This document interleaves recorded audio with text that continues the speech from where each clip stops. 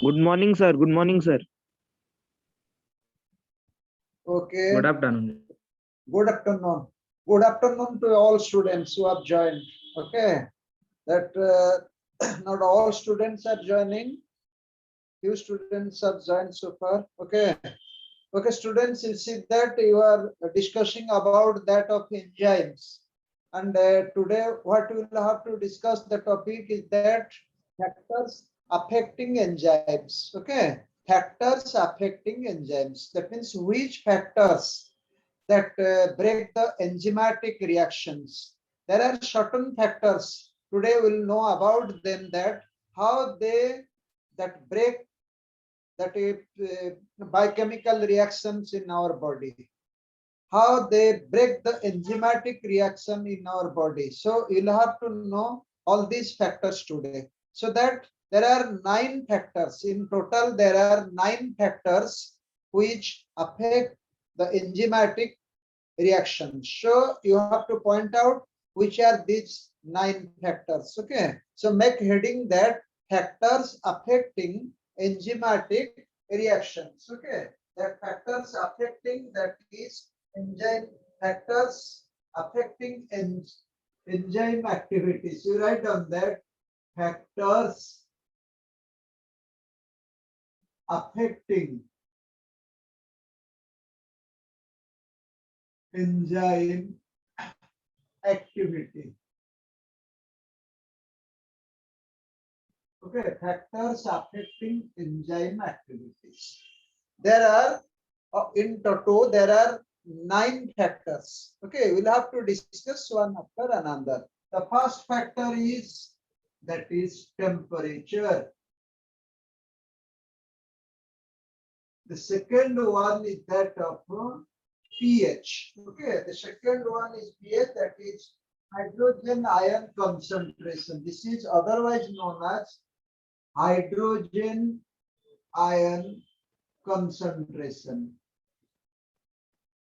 Okay. The third one is that of that is substrate concentration. That is substrate concentration. The fourth one is that product concentration. The fifth one is that of inhibitors.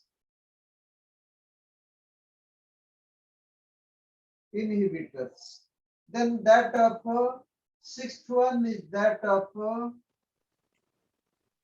poison. Okay, and poison, that of and radiation. Poisons and radiations. Radiation. That is seventh one is that of that is enzyme concentration. Enzyme concentration.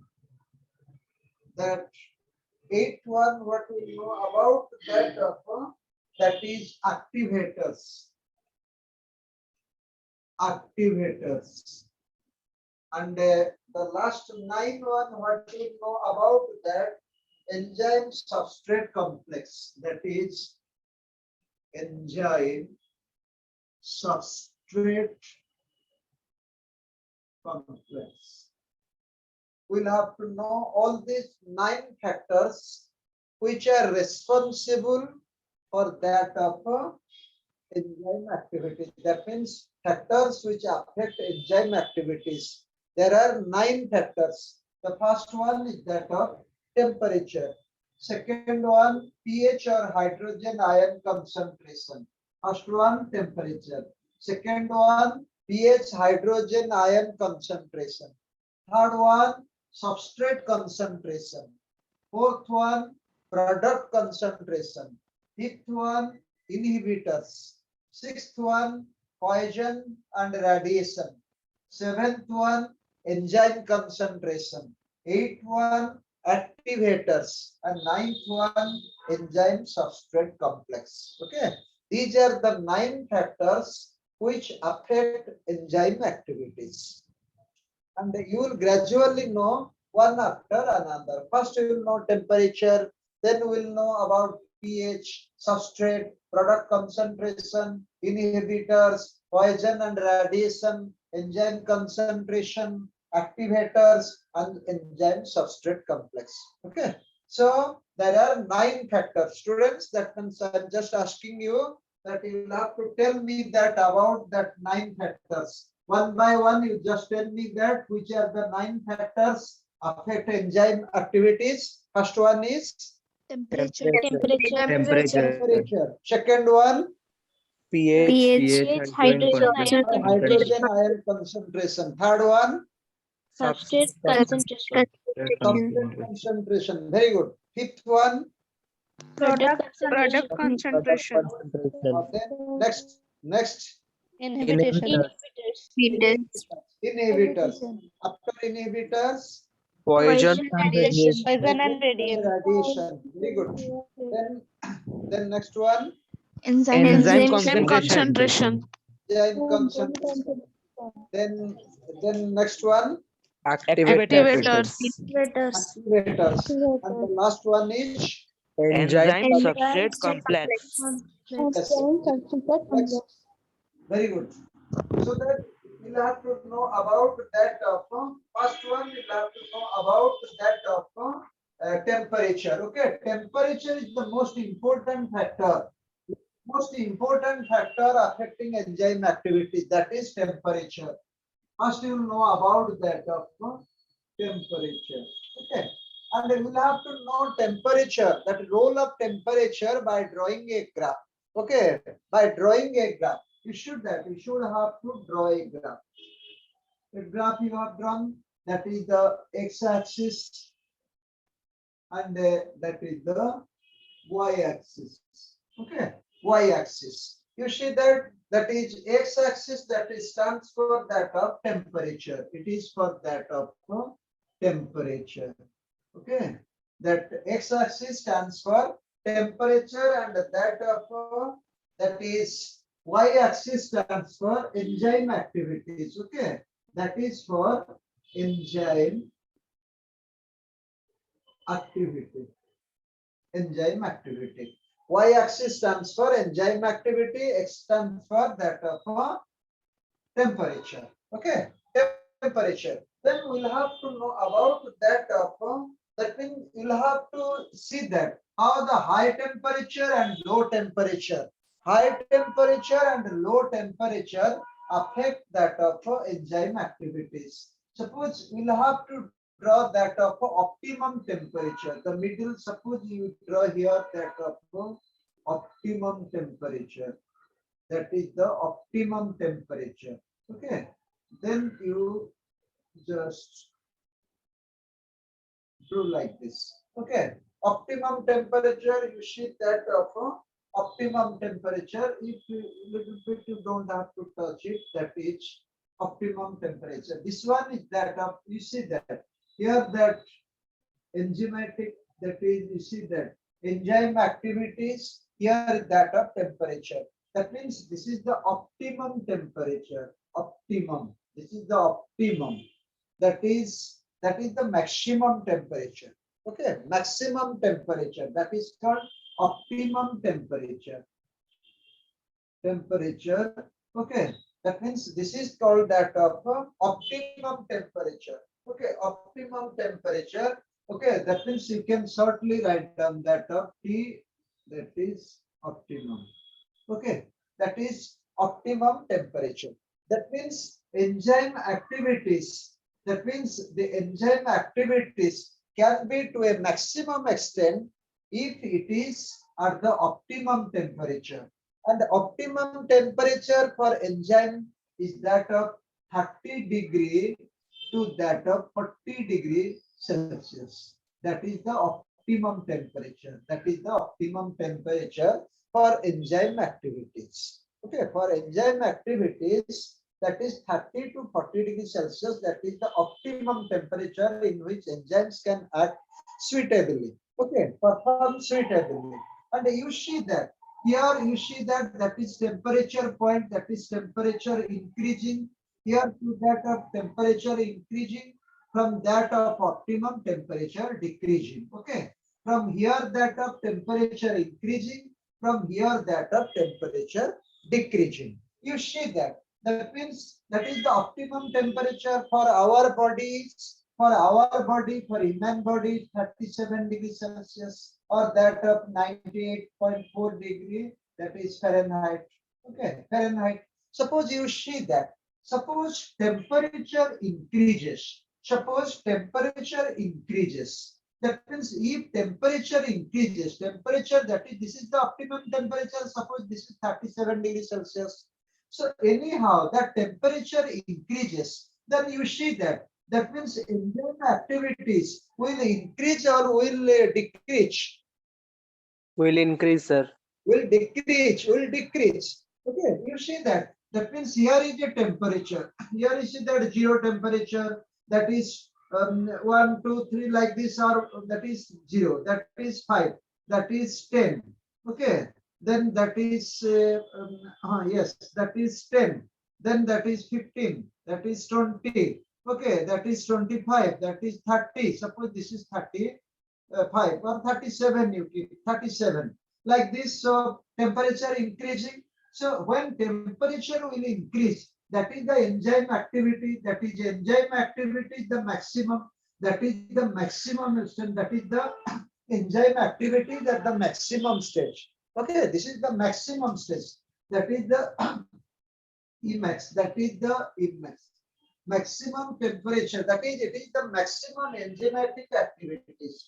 Okay, that is Emax. So you see that here is that of maximum enzyme activities at the maximum stage. Where? At optimum temperature. That is 37 degrees Celsius. Suppose you come to that of 40 degrees Celsius. In 40 degrees Celsius, you come to that point. So that enzyme activity is decreasing. So more temperature will decrease the enzyme activities. And so that, but the exceptional case is that of those that is organisms living in thermal vents, or that of hot spring water. Okay, that means hot spring, hot water springs. That means in such organisms that enzymes can function at a high temperature, even at 72, 80 degrees Celsius. That means such enzymes can survive and can active. Okay, that means those are only exception to that of thermal organisms living in thermal vents, or organism living in that of hot water spring. Such organisms, enzymes can sustain the temperature up to 70 to 80 degrees Celsius. But the organism living in that of normal conditions, they can tolerate to that of 30 to 40 degrees Celsius. So maximum temperature is harmful. So when the temperature will increase, that means the enzymes will what? Be denaturation. There will be denaturation. So enzymes will denature. So you see that common, you see that yesterday I had told you that if there are pathogens inside our body, okay, there are pathogens inside our body, but there are some foreign pathogens who will encroach into our body systems. Then our immune system will have to increase the body temperature for killing them. But such high body temperature also jeopardize the survival of our enzymes. So you see that generally at 4 degrees that is Fahrenheit, or to that of 5 degree Fahrenheit temperature, or that of high temperature, that person's also dying. Why that person's dying? You see that I have told you that when that is foreign that pathogens entering our body systems, that is our immune systems, that is increasing the body temperature for killing them. But that means pathogens are dying. But despite being that, that is that persons who is suffering from that high temperature fever also dying. Why?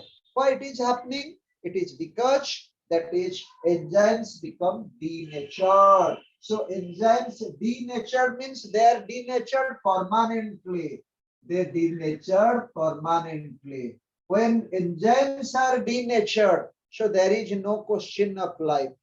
Okay, so that high temperature is catastrophic. So fever is That is fever is called as that necessary evil. That is fever. That means fever is necessary. Okay, that is fever is necessary, but it is evil. So fever is necessary evil. Necessary evil.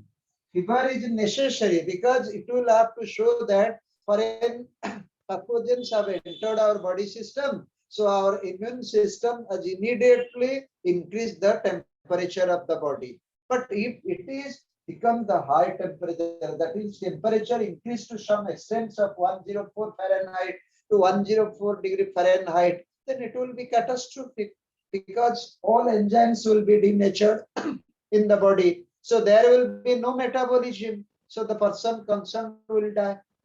So it is permanent in nature. Going to that region, fever is called necessary evil.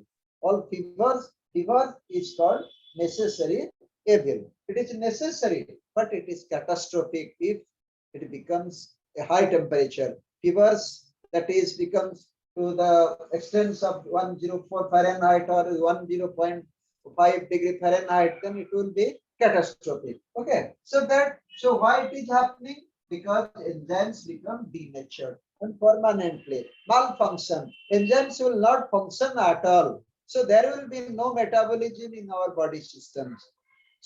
But reverse condition is that if that means if it is in that of cold region, you see that in cold regions, that means enzymes are also function at that of low temperature. Low temperature, obviously, because some organisms living in that of that is polar regions, or even that of Himalayans, that of Himalayan regions also. That means some organisms staying there. So their body systems, their enzymes are cope with that of enzymes. They can active, they can be active, they can function also at the low temperature. But that case is inactivity. But at low temperature, enzymes will be, that is, they will be inactive. That they will be inactive. There will be inactivity. But it is temporary in nature, not permanent in nature. It is temporary in nature. So at low temperature, at high temperature, that is, enzymes become denatured.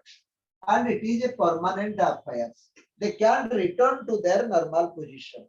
But at low temperature, that means there will be inactivity. There will be inactivity. Inactivity in the sense that that means the enzymes will not die, but they will be inactive at the inactive stage, and that is temporary. That is temporary. And you see that you are keeping foods inside that fridge, that is refrigeration. That means one thing I'm telling you about that of refrigeration. Okay, refrigeration. Refrigeration means we are keeping foods, vegetables inside our fridge.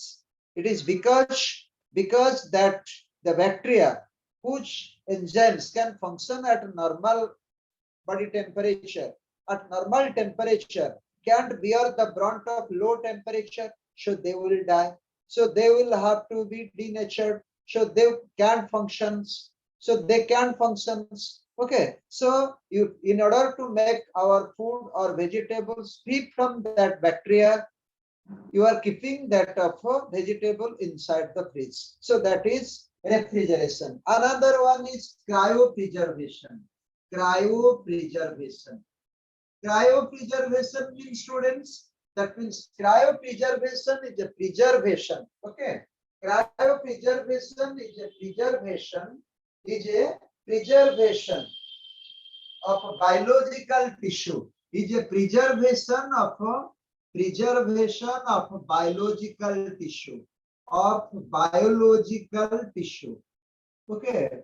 Biological tissue. Preservation of a biological tissue in sub-zero temperature. In sub-zero temperature.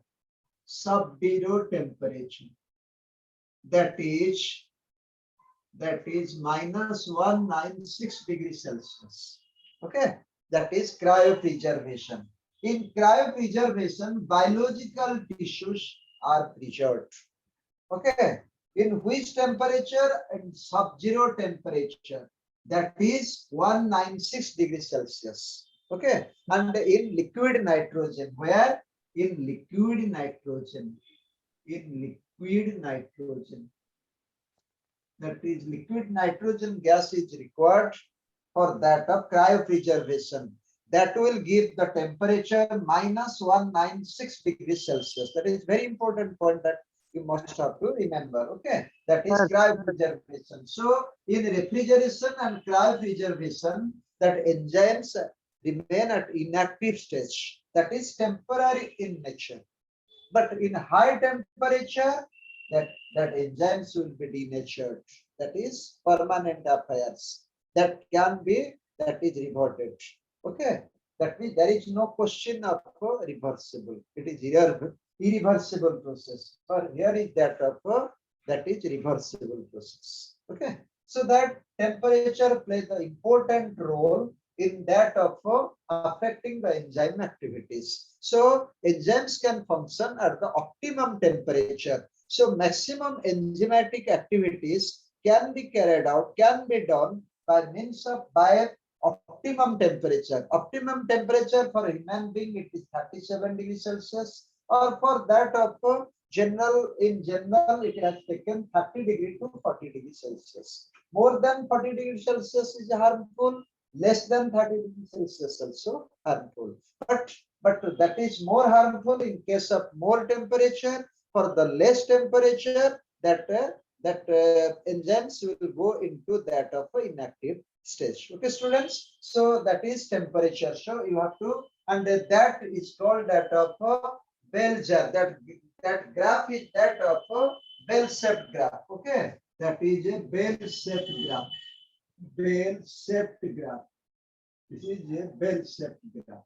Okay, that bell-shaped graph is showing to that high temperature will denature that enzymes permanently, but low temperature will keep enzymes in inactivity for the temporary period. That gives us that a bell-shaped graph of temperature. Another thing, students, you have to remember that is a Q10 law. There is a Q10 law. That is a Q10 law. But Q10 law states that at the increase of 10 degrees Celsius, what I had told you that of thumb rules. Okay, that is same as that of Q10 law. That means at increase of 10 degrees Celsius, that is the enzymatic activity becomes doubles. Okay, becomes doubles. And for that of decrease, that is if that of temperature decrease, that means it remains to that of it is reduced to that of half. Okay, so that of Q10 law, that is Q10 law states that at every 10 degree, at each 10 degree increase in temperature, every 10 degrees Celsius increase in temperature, enzyme activities becomes a double. Okay, become double. So Q10 law states that at each 10 degrees Celsius increase in temperature, enzyme activities becomes double, but to the optimum temperature. If you comes here, suppose that 10 degrees Celsius, it is the 10 degrees Celsius. So enzymes activities, what enzyme activities, you see that what enzyme activities at this stage becomes more at this stage, it will becomes more, it will become more, and it will go to that of optimum stage, that is optimum temperature, then starts reducing. Okay, starts reducing. So that is Q10 law states that at every 10 degrees Celsius increase in temperature, that enzymes activities increases. Okay, enzyme activity increases, and that increase up to the optimum temperature. After optimum temperature, that means enzyme activities will decrease. Because the enzymes will be denatured. That's about that of temperature. Okay, temperature. So now you'll have to know about that of pH. Okay, you'll have to know about, after that you'll have to know about that of pH. pH also same, that is bell-shaped graphs that you'll have to draw it. Okay, that is bell-shaped graph, you'll have to draw it. You see that is also same as that of x-axis, and here is that of y-axis. Okay, y-axis. That you see that x-axis, that is pH, and there that is enzyme activities. Okay, that is enzyme activity. So that we'll have to draw that of optimum pH. Okay, that optimum pH. This is that of optimum pH. After that, you see that you'll have to draw like this. That is, you see that optimum pH. You see that. Suppose you'll have to mark it that of that is pH 0. That is, suppose you have to here 1 pH, 2, 3, 4. Okay, 5. Here is that of 6. Here is that of 7, 8, 9, like this. Okay, 9 like this. But you'll have to little bit. I'm drawing again because we'll have to show it at that of 1, 3. Okay, I'm drawing this one. You should just say that. After that, I will have to draw another one. You see that here what happens that means this is the pH and that is the enzyme activities. And you see that is enzymes activities. Here is that of maximum enzyme activities is carried out here. So enzyme activities carried out here maximum because at this pH, this is called optimum pH. Okay, optimum pH. At this optimum pH, that means enzyme activities is at the maximum level. That is maximum enzyme activities at the optimum pH. And that optimum pH, students, is that optimum pH which has taken, that is 6.0 to 7.5. That is 6.0. That is 6.0 to that of 7.5. Okay, suppose this is 7.5. 6.0 to 7.5 pH. It has been taken that 6.0 to 7.5. That is the optimum pH. Just like temperature 30 to 40 degrees Celsius. Similarly, that the pH is that of 6.0 to 7.5. So this is 6. So that is 7. So that in between 6 to 7, that is the optimum temperature it has been taken. Okay. So that you see here what happens that your enzyme activities. So enzyme activities at the maximum level are the pH 6. And you see that if you have to, that means if it will be, so it is maximum at 6.7 means what? That means in 6.7 means it is slightly acidic. It is what? It is slightly acidic. And that means it is at that of, that means it will have slightly acidic as well as you see that 7.5 also. That means pepsin. You see that one is that of pepsin. That is enzymes found in our gastric juice. That enzymes has 2. That is pH is 2. That enzymes pH is 2. Okay, pH is 2. So it is highly acidic. So that enzymes pH will be remain here. Okay, at this stage, at this pH, so that will act here. And if you have to give that of that is salivary amylase, is amylase, and that pH, that is that amylase pH is that of to that extent of that is 7. So that is 6. That is 6 to 7. That is slightly acidic. It is slightly acidic. And that you come to that of pepsin, then come to that of trypsins. So that of trypsin. So you see that it is found in that of where that trypsin is found. It is found in that of that is generally found in pancreatic juice. That is trypsin is found in pancreatic juice. And it is That means here is that it is that is alkaline, that is it is slightly alkaline, slightly alkaline, because it is that of 7.5 to that of 8, that is pH. So it is slightly alkaline. So that you see that means here is that of optimum pH. That is pH. So pH, that means when the pH at optimum stage, that is 6 to 7, that is 6 to 7, that means enzyme activities will be at the maximum stage. If the pH will, that means if pH will, that is what? That means if pH will to that of a decrease or to that of increase, that means they will not function. That means they will also that of denature. Okay, that will also denature. That means that will not function. Okay, that means they will also denature, like that of temperature, denature. So increase in pH. So increase in pH will make most of enzymes denature. So enzymes can survive in a low temperature, that is low pH, but not that of a high pH. So that is denatured. It will make that of a denatured. Enzymes will go denatured. But if that of pH, at the low level, that means it will make that of inactivity. Similarly, inactivity.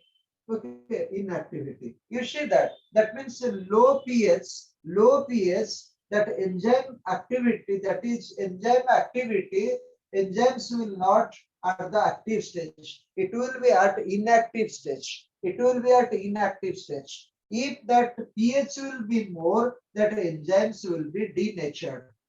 And so that means where that enzymes will function,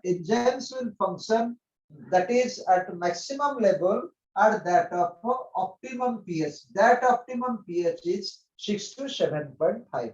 Okay. So you see that if that means you see that pepsin is a gastric found, that is enzymes found in gastric juice, and that pH is 2, so it is highly acidic in nature. So it will remain in that stage, and so that it is enzyme activities will be not to that extent, because that is enzyme activities will not be carried out properly there, because that is pepsin is at the highly acidic in nature. And if that you see that in case of that of that is soluble amylase, that is, and in that case that is you see that is 6 to 7 pH. In 6 to 7 pH means they are slightly, that is slightly acidic, but when that of case of trypsins, that is you see that is slight alkalines, because it is that of 7.28. But after that, if it will be 9, 10, 11, 12 like this, then that means all the enzymes will be denatured there. That means enzymes will not act. Okay, so enzymes can act in that of slightly alkaline condition as the trypsins function in that 7.5 to 8. So after that, so 9, 10 or 11, 12, in 13 or up to that 14 pH, that means that enzymes will denature, so they will not function. So what you have to assess from it?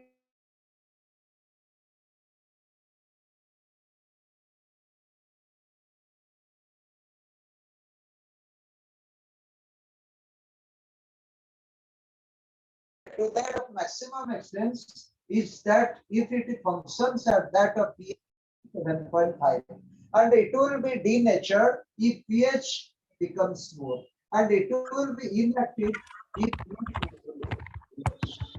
And if pH level is less, that enzymes are, that is high acidic. That it is in between 6 to 7, it is that of slightly acidic.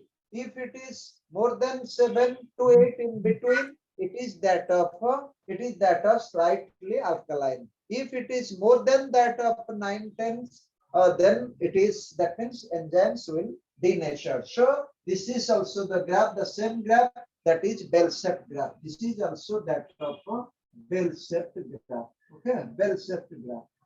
This is also a bell-shaped graph in which, that means it shows that how that of increase in pH denature enzyme activities. Okay, denature enzymes activities.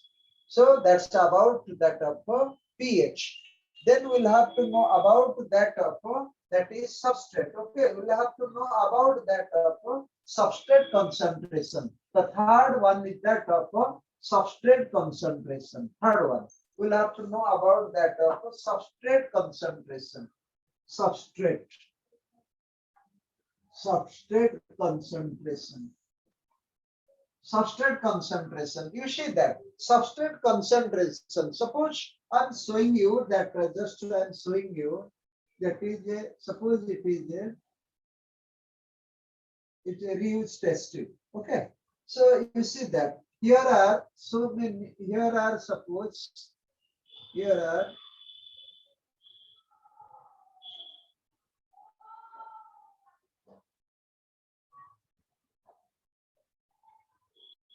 you see that there are suppose there are 100 enzymes here. Okay, I can draw all the 100, but I am drawing that of Q1. Okay, just I am drawing that of Q1. You see that. Okay, there are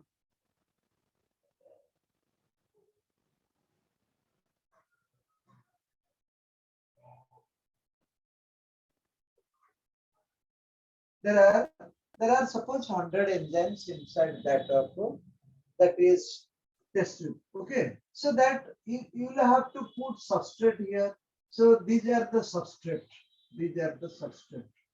You have to add substrate into that of enzymes so that those who are suitable in their shape, they can be attached with it. Okay, they can be attached with it. They can be attached with it. You see that those are suitable, they can be attached. Here that of attached. Those are substrate that is same in size. They can be attached with it. That so same in shape and size. They can be attached. So that if that means if you have to put 100 substrates, that means they can be attached with that of enzymes. So that and enzyme activities will be to the maximum extent. So adding of 100 substrate, adding of 100 substrate to that of 100 enzymes. So enzymes activities will carry, that means will be carried out smoothly and to that of maximum extent. So maximum, so that the addition of substrate into the enzymes will trigger that of enzyme activities. That means enzyme activities will become more. If you add more than 100 substrate, if you add more than 100 substrate, do you think that enzyme activities will go smoothly? No. Enzyme activities cannot run smoothly. That enzyme activities will be blocked. Okay. So that it will affect the enzyme activities. So 100 substrate for 100 enzymes, that is it required because there is requirements of 100 substrate for 100 enzymes because they will heat it and will carry out that of enzyme activities. But if you add more substrate, more substrate, then enzymes activities can be carried out. That means enzyme activities will decrease because all enzymes are fitted with that of substrate. They are doing their functions. So adding more substrate, that means it will. That means all the enzymes have already functioned.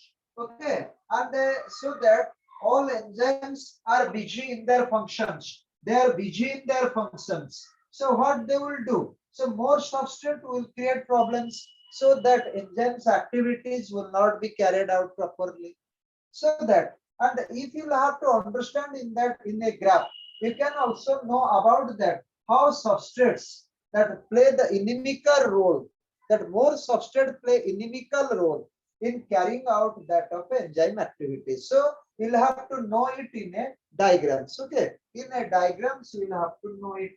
So you should have to just, this one is that of y-axis, this one is that of x-axis. Okay, x-axis. In that of x-axis, what we will have to show, that is substrate concentration, that is substrate. concentration. Okay, substrate concentration. And in that of also, that is enzyme activities. Okay, in that of also, what you will have to see that is velocity of a reaction. That is velocity of reaction. Okay, reaction, velocity of reaction. You see that. That means if you have to add substrate, that means enzymes activities. That is enzymes activity will increase. That means for the initial stage, at the initial stage, if you add substrate into that of enzymes, that means enzymes activities will function normally. But whenever we'll add more substrate, that means when there are more substrate, when there is a concentration of substrate, then it will come to that of, then it will not act, and it will have to what? Then it will be constant. That means it will remain constant. That means you see that. Then it will not function. That means enzyme activities will not carry it. That means it will normal. That means it will have constant. So that there will be no enzymes activities, because more substrate pose difficulties in that of carrying out, because when all enzymes are busy with the substrate and carrying out that of activities, then adding up more substrate to the enzymes, what they will do, because they are already occupied with that of a substrate. So in that case, there will be no enzyme activities. Okay, there will be no enzyme activities. So enzyme activities will stop here. Okay, enzyme activities will stop here. That means, so in that case, you see that in that case, what happens, that in that stage, that means at this stage, you see that at this stage, that is enzyme activity, that is velocity reaction, that is Vmax, that is velocity at that of a maximum stage, Vmax, velocity at that of maximum stage. And if you come to that point, okay, if you come to that stage, you see that here is that of, that means here is a constant. From that constant start, there is no increase or decrease in that of, no increase or decrease of that of enzyme activities. So in this case, this is called Km. K stands for constant, and M is that of a name of two scientists, that is Michaelis and Menten. That is and Menten. These are the two scientists who discovered that of this constant number of that of for substrate concentration, that is velocity of reaction, that maximum velocity of reaction depends upon that of, that is, you see that in this case, that is a constant, so Vmax is a constant. If you come to that stage, okay, that is the Vmax, this is the Vmax, okay, and in Vmax, that is at the maximum stage. But here you will see that in that case, we forget that one, I'm just telling again. You see that in this case, that is Vmax, and if you have to come to that of half stage, that is Vmax, that is half of Vmax. This is the half of Vmax. In that half of Vmax, that is half of Vmax. In that of half of Vmax, if you have to come to that stage, that is called Km. K stands for, that is K is constant, and M is that of Michaelis and Menten. Okay, that is Michaelis and Menten constant. And this Km, that is this Km, that is what this Km visualize. Km shows that is velocity. The maximum velocity will be half at Km, at each Km, okay, at Km, that is maximum velocity will be half at Km, maximum velocity will be half. Will be half. So at Km, that is the constant. That is constant for substrate concentration. That means half of max.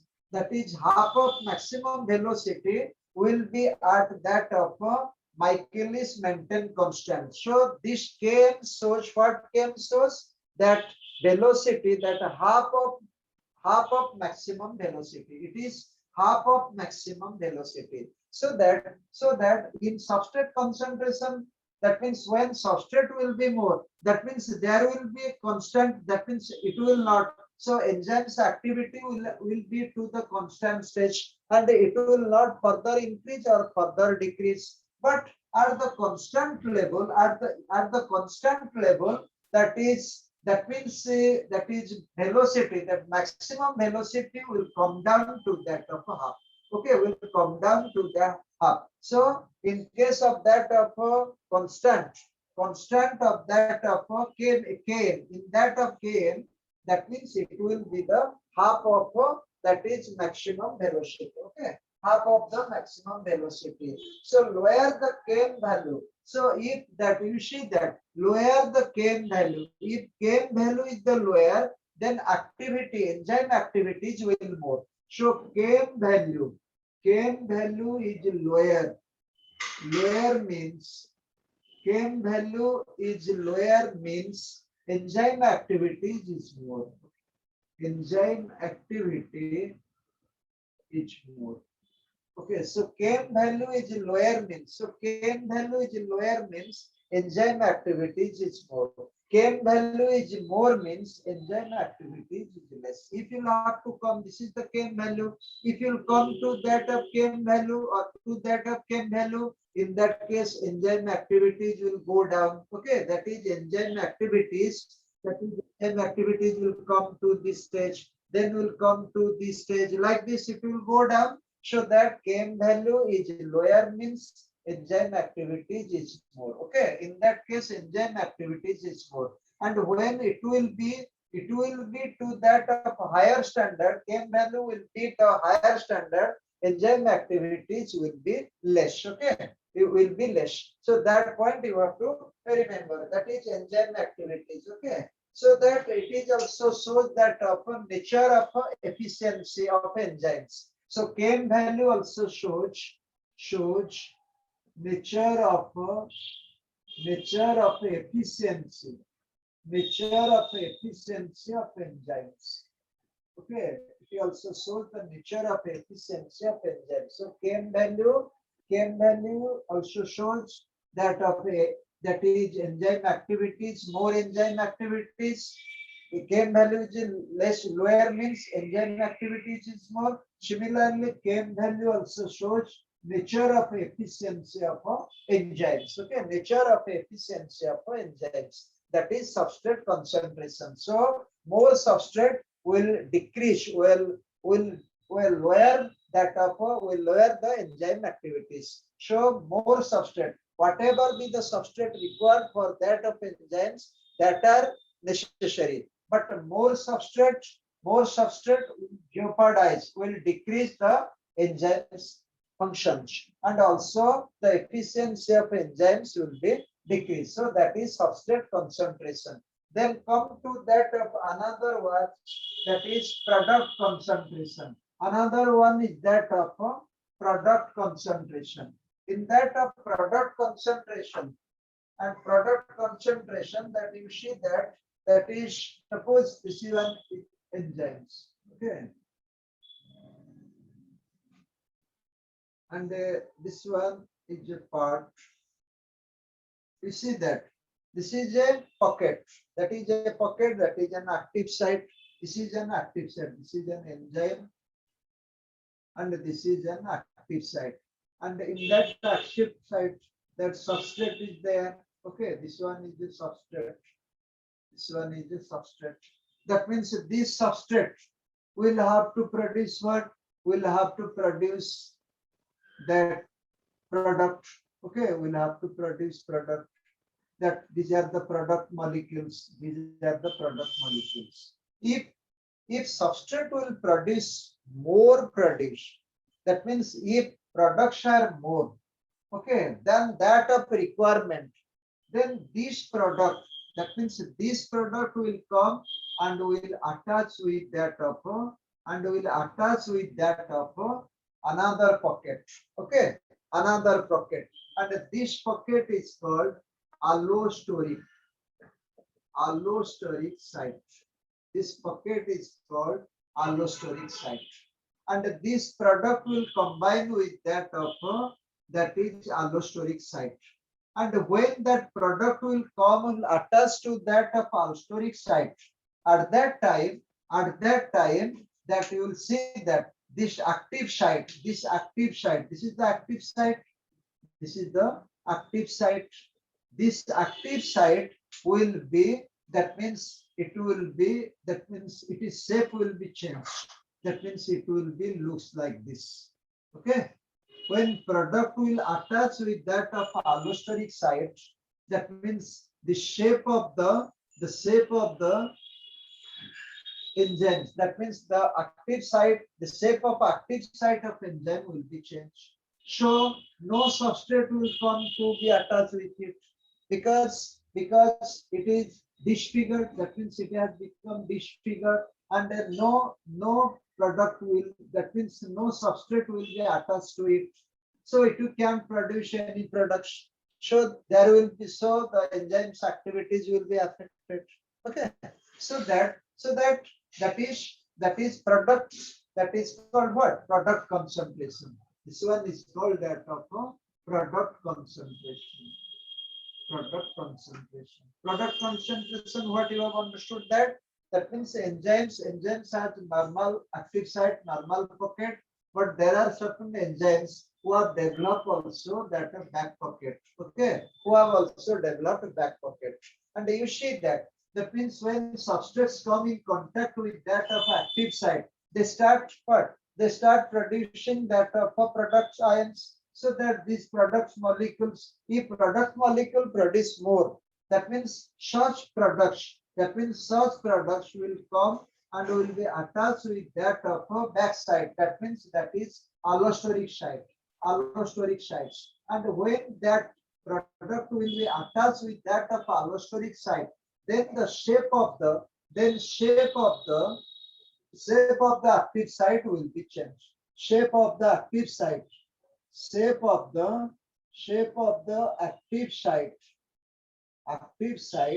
will be changed. Okay, will be changed. So there will be no further reaction. So there will be no further enzyme activities, because it is shape, that is active shape of active site completely changed. So no substrate can be attached with it. So no enzyme activities can be carried out. Okay. So that this is called that of production concentration. Okay, students, that is called production concentration, allosteric site. Okay, and that you have to remember that. That means this is the production concentration. How more production also, just like substrate, more substrate affect the enzyme activities. Similarly, more product molecule also affect that of enzyme activities. Okay. So what you have known that means that enzymes has two pockets. One is that of active pocket. That is this pocket is called active site. And when substrate attached with it, they start with that of producing, and so they produce more product molecules. And if more product molecules are developed, and so that product molecule will be attached with that of back pockets, that is called allosteric site. Okay, that is called one will be allosteric site. That will be allosteric site, and that products will be attached with it. When products will be attached with it, then the shape of the active site will be changed. So there will be no further reaction, no further biochemical reaction or enzyme activity. So in such a way, enzyme activities are also affected by that of production, that is product concentration, that is product concentration, Okay, so that is the fourth one. Then come to that of fifth one. Fifth one is that of inhibitors. Okay, fifth one is that of inhibitors. Inhibitors. You see that is inhibitors. Inhibitors. Okay. Inhibitors, what we'll have to know about that of inhibitors. Inhibitors means it will inhibit, it will check, it will break that of enzyme activity. So it is name also clearly simplifies that of inhibitors. Inhibitors main function is that to inhibit the functions or activities of enzymes. Inhibitors are of three types. Okay, inhibitors are of three types. Inhibitors three types means first one is that of competitive. That is competitive. Competitive inhibitors. Inhibitors. Another one is that of non-competitive. Non-competitive inhibitors. Another one is that of allosteric. Allosteric inhibitors. Okay, inhibitors are of three types. One is that of competitive inhibitors, another one is non-competitive inhibitors, another one is allosteric inhibitors. You now will have to know about that of competitive inhibitors. You see that I have already told you that suppose this is an enzyme. Okay, here is that a product. Here is that a product. This product will be attached with that of enzymes. Okay, and there are several also that of substrate. There are so many substrates are there. Okay, so many substrates are there. Among the substrates, suppose this one is a inhibitor. These are the substrates. Okay, when that enzymes don't require any activities and enzymes require to take rest. Okay, and no need of enzyme activities. At that time, that means at that time, inhibitor will come and will take the place. And that of shape and size of the inhibitor similar to the pockets or the active site of enzymes. So that can be attached. Okay, so that can be attached so that this inhibitor can be attached. But as it is inhibitors, you remember that this one is that of enzymes. In that enzymes, this one is the active site. This active site has two group students. One is that of fitting group. This active site are also two groups. Two groups. One group is that for fitting. Another group is that of catalyzing. Catalyzing. There are two groups. That means whenever one substrate will fit with it, one group will feed the substrate. Will feed the substrate with that of pocket, with that of active site. Another group, what they will do? Another group will catalyze it. Catalyze means they will have to make that of biochemical reactions. Okay, reaction will take place. Enhance the reaction. That is, there are two groups in that pocket. But when inhibitors comes, that means fitting group will function, but no catalyzing group will function. So there will be no biochemical reactions. So no chemical reaction will take place there. Okay. So in such way, in inhibitor, fitting group function. Fitting group function because it looks like that of substrate. Inhibitor looks like that of substrate in size and shape. So the fitting groups will fit it. But the catalyzing group will not function because their shape and size not matching with the shape and size of the inhibitors. So there will be no reaction. So there will be no, that is, biochemical process or that of enzyme activities. Okay. So this is called that of a competitive inhibitors. And when, that means when no enzyme activity is required, not required, at that time inhibitors will come and stop the enzyme activities. But when that enzyme activities again required, at that time more substrate will reach here and will come, go out. That means this place is belongs to us and why you are that occupied it. So that more substrate will come and will expel that of inhibitors and one of the substrate will occupy the place. So enzyme activities again carry out. So this is a temporary one. So this nature is temporary in nature. So competitive inhibitors function as a temporary in nature. It is not a permanent affair. It is a temporary in nature. Temporary in nature for few times enzyme activity stop. So inhibitors take the place of active site. Active site.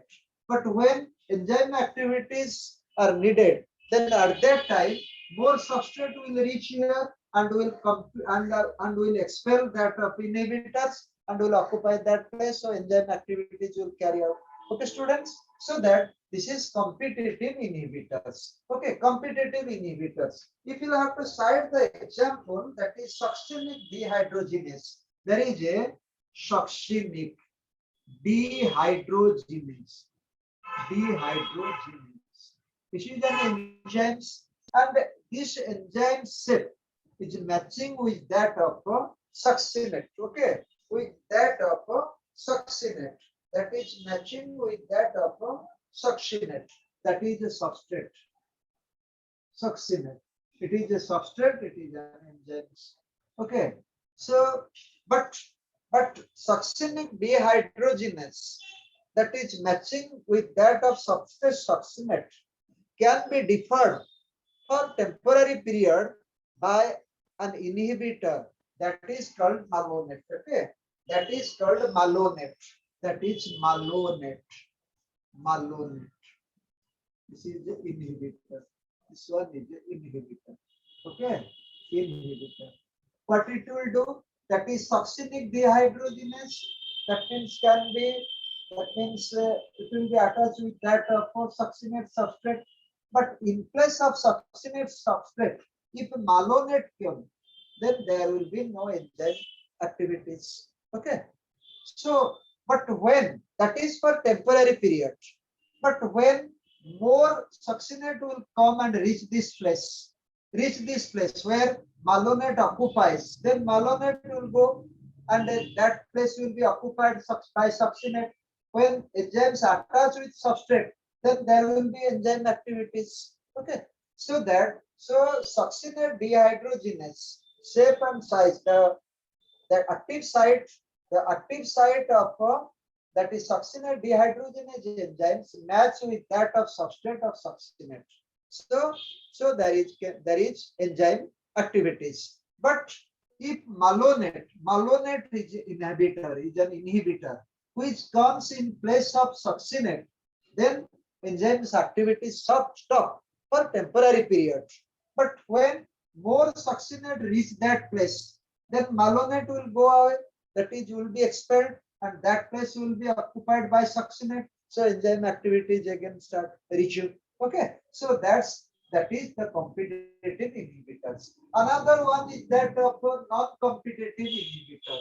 Non-competitive inhibitor, students, in the sense that there is no function. That means it will be a permanent affairs. It is a permanent affairs. Permanent affairs. In such case, what will happen? That you know that in such case, that will be, that is cyanide. You know that is cyanide tablet. You know that suppose some terrorists, if they are going to be trapped by that of police or armed forces, they immediately consume that of that is cyanide tablet and die instantly. So that cyanide, okay, that cyanide, what it happens, that means it has no taste, because it will immediately function inside our body system. Immediately function, instantly function, immediately kill a person. So that, okay, that cyanide, okay, that it has no taste, whatever it is, whether it is a sweet taste or that of a bitter taste, no taste has been found so far, because it immediately works.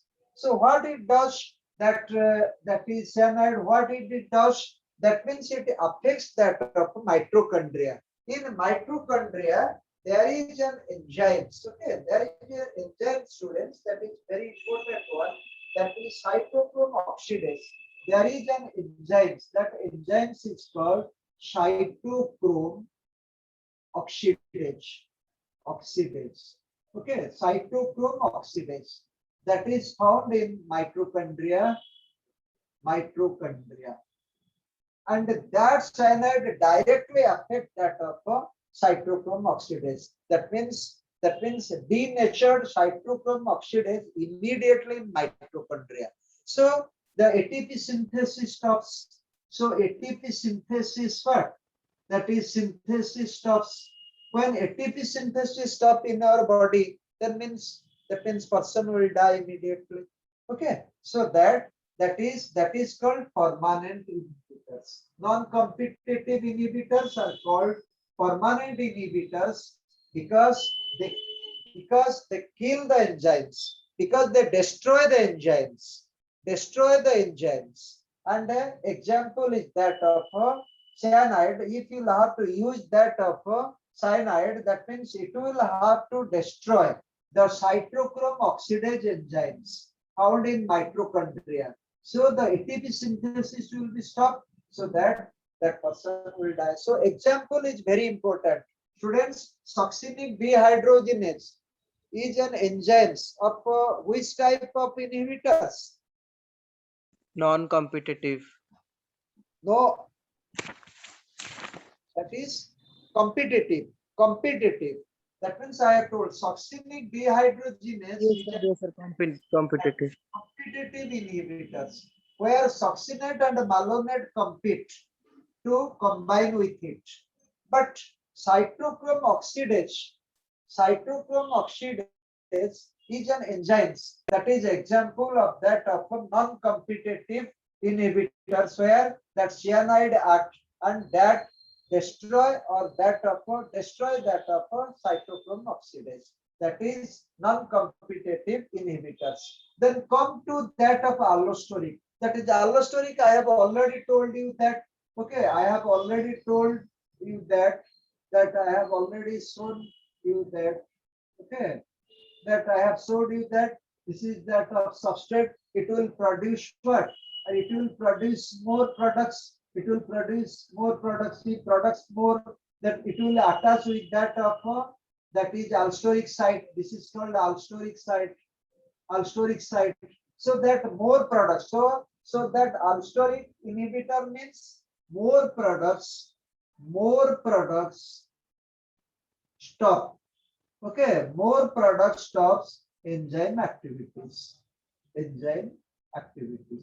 Okay, so that is allosteric inhibitor. So these are the factors, that means which affect enzyme activities. So these are the most important: temperature, pH, substrate concentration, product concentration, and inhibitors. Okay, these are the most important factors, and other factors are only one line, two lines, and you can have to, that means know from that of notes. Okay, only one line, two lines, and nothing more, and you can have to read it in that of from notes. You can have to collect it. Okay, just immediately class is over, I am sending the notes. Yesterday I could not send, and yesterday and today's, both 2 days notes I am sending. You can have to understand it, and if in doubt develops in your mind, you can have to ask me. So this temperature, pH, yes.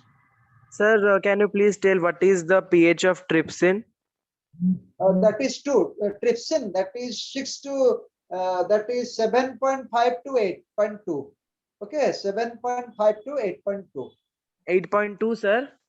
Yes, and that of pepsin is 2. Pepsin is 2, and that of amylase, that is salivary amylase, that is 6 to 7.2. 6 to 7.2. Okay. And so that now come to students for that of questions. Okay, we'll have to now discuss about that of questions. First come to the first question will come. Which of the following enzymes functions at slow rate? Okay, the first question: which of the following enzymes are at slow rate. Okay, slow rate. I'm giving you option that ribozyme, okay,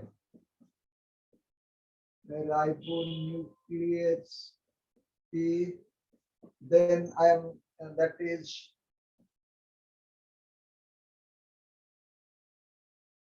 and uridase.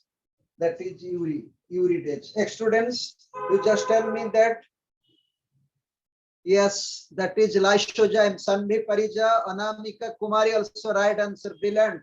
Both Anamika and Sandhi. Okay, that lysozyme. Which of the following enzymes act at slow rate? Answer will be that of lysozymes. Okay, lysozymes act at a very slow rate. Okay, slow rate.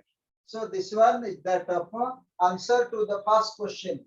Come to that of second question. Okay, come to that of second questions. Select the incorrect statement on enzymes. Second question. Select the incorrect statement. Incorrect statement on enzymes. On enzymes. Okay. I'm giving you question one by one. They are generally complex macromolecules. They are generally complex macromolecules.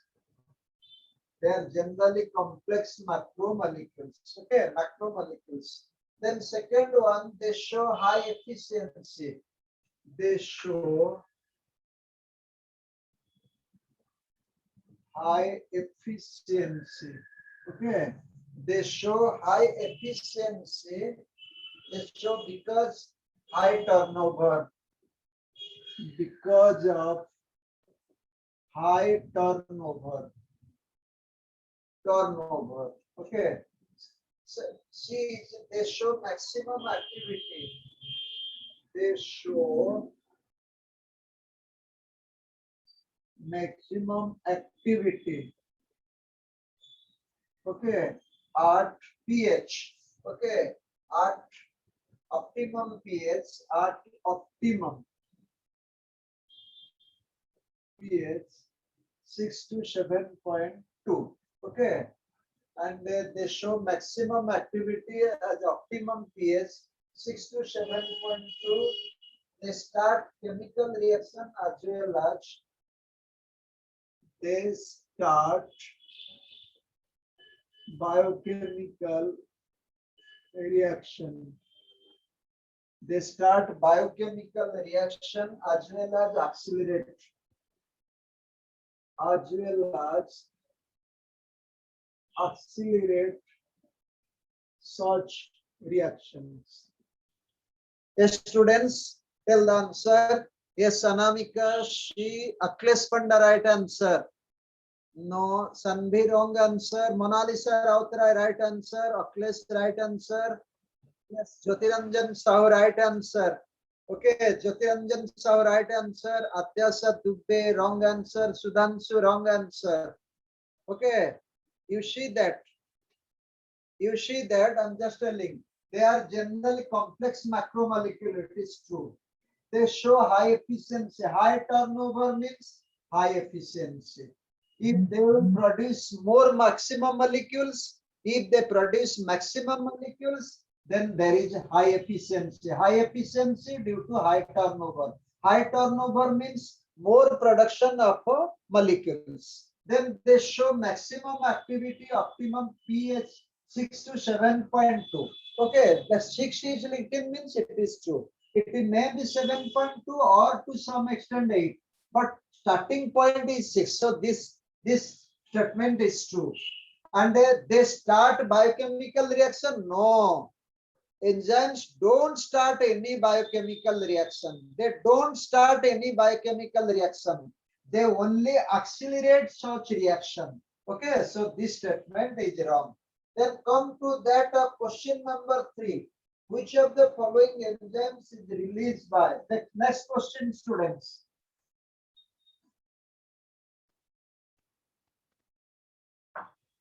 which of the following enzymes? Which of the following enzymes? Okay, enzymes is released by yeast. It's released by yeast. Okay, it's released by yeast. I'm giving you option UEH,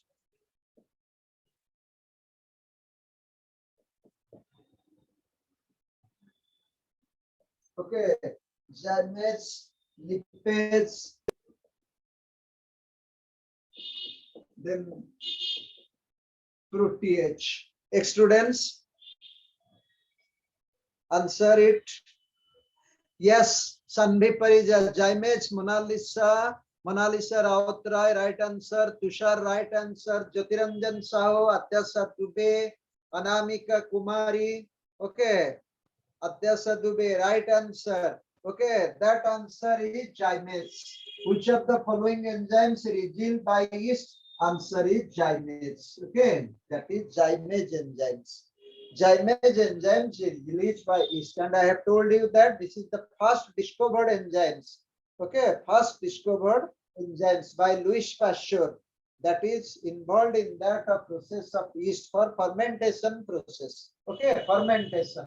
Then come to that of that is next question. Which of the following pairs is correct? Which of the following pairs is correct?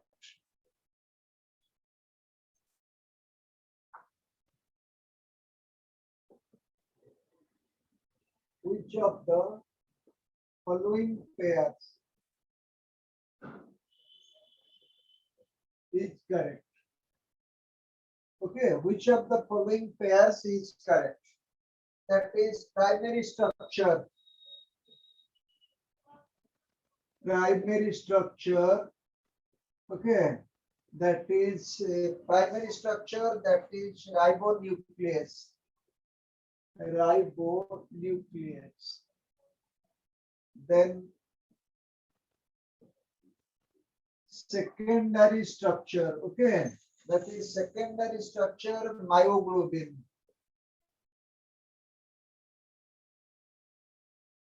Then tertiary structure. Tertiary structure by that of fibrin. Okay, fibrin. And did that of that is tertiary structure, then quaternary structure. Quaternary structure. Okay, quaternary structure, that is myosin. Okay, students, right answer is yes, Shanamika Kumari, right answer, brilliant answer. Smaranika Patra, wrong. Mona Lisa Rautrai, wrong.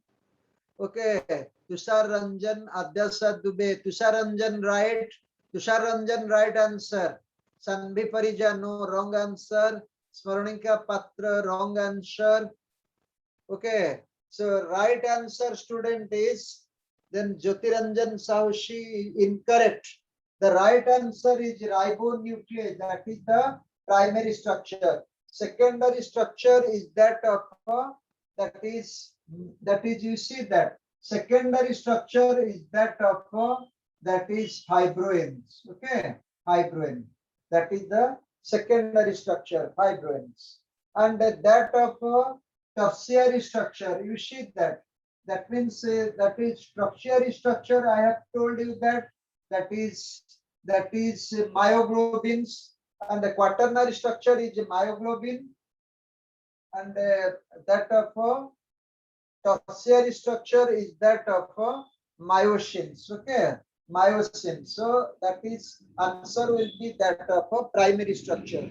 So primary structure is that of right answer. That is ribonuclease. Okay, the primary structure is that of a ribonuclease. So this is the students, so that it is now 1:30. So you should have to go for lunch. Okay, and tomorrow we'll have to do that of 6 and 5.